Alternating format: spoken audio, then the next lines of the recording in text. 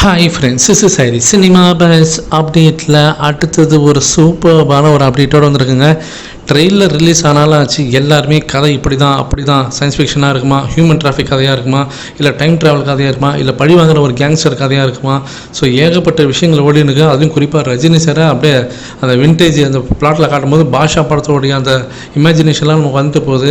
So இப்படி இருக்கும்போது Rajini sir கண்டிப்பாக ஃப்ளாஷ்பேக்கில் ஏதோ ஒரு பெரிய லெவலில் இருந்திருக்கணும், ஒரு டானாக இருந்திருக்கணும், இல்லை ஒரு பெரிய சம்பவக்காரனாக இருக்கணும். அப்போ கதை எப்படி இருக்க போகுது அப்படின்னு சொல்லிட்டு எல்லாருமே பேச ஆரம்பிச்சிருக்காங்க. ஃப்ளாஷ்பேக்கில் வந்து நம்ம உபேந்திரா அவர் வந்து நிறைய நண்பராக இருப்பார். ஸோ அவங்க நண்பரை வந்து போட்டு தள்ளிடுறாங்க. நண்பருடைய மகள் தான் ஸ்ருதிஹாசன்.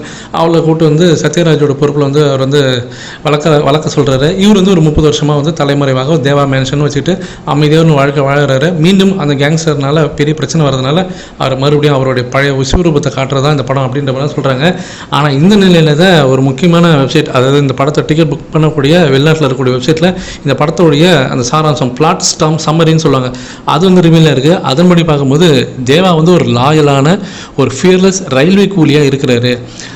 ஆனால் அந்த இடத்துல பார்த்தீங்கன்னாக்கா தன்னுடைய நண்பர் வந்து ஒரு பிரச்சனையில் வந்து அவர் வந்து இழக்க நேரிடுது. ஒரு பவர்ஃபுல் சிண்டிகேட் கேங்கால் அவர் நண்பர் வந்து கொல்லப்படுறாரு. அதனால் இவர் என்ன பண்ணுறா, அவங்களோட இல்லீகல் பிஸ்னஸ் எல்லாம் வந்து போட்டு கொடுத்துறாரு. ஸோ அவங்களோட டெவலப்மெண்ட் எல்லாத்தையுமே டிஸ்ட்ராய் பண்ணிடுறாரு, அங்கே கவர்மெண்ட்டுக்கு தெரியப்படுத்துறாரு. அதனால் அவங்களுக்கு ஒரு பெரிய செட்பேக்காக இருக்குது. அந்த அதோடைய விளைவால் பார்த்தீங்கன்னாக்கா தேவா வந்து அவங்க ப்ரூட்டலி கில்டு, அதாவது ரஜினி சாரை சாவடிச்சு கொண்டு போட்டுடுறாங்க.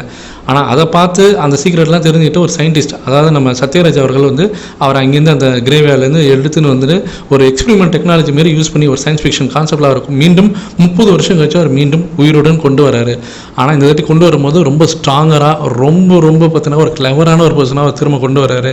ஸோ இந்த இடத்துல பார்த்தீங்கன்னாக்கா அவர் மனசில் இருக்கக்கூடிய அந்த வெறி, அந்த பழி வாங்கக்கூடிய அந்த வெறி இன்னுமே இருந்து அவர் வந்து ஒரு சூப்பர் ஹியூமன் ஸ்ட்ரென்த்தாக அவர் உள்ளே கொண்டு வரும்போது Deva returns to take down the syndicate one by one. திரும்ப வந்து தன்னுடைய நண்பனை கொண்டவங்களுடைய அந்த ஒட்டுமொத்த கேங்கையும் பார்த்தீங்கன்னாக்கா அந்த சிண்டிகேட்டையும் அழிக்கிறாரு.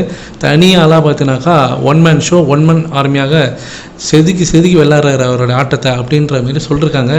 கேட்க கண்டிப்பாக நல்லாயிருக்கு. நமக்கு அந்த சத்யராஜ் அவர்களுடைய அந்த எக்ஸ்பெரிமெண்ட்டு, அவருடைய இந்த லேபு, அவர் பண்ணக்கூடிய விஷயங்கள்லாம் பார்க்கும்போது சாதாரணமான ஒரு விஷயமா தெரியல.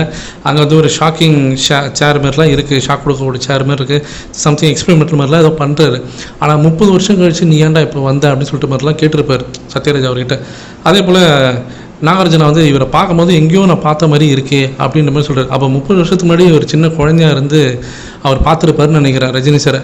இவர் 30 வருஷம் கழிச்சு மீண்டும் வரும்போது இவர் வந்து ஒரு பெரிய கேங்ஸ்டராக அந்த இடத்துல தலைவனாக வரும்போது அதெல்லாம் வந்து பார்த்தீங்கன்னாக்கா மீண்டும் ரஜினி சார் உள்ளே வரும்போது ஆட்டமே வேறு மாதிரி இருக்கும்.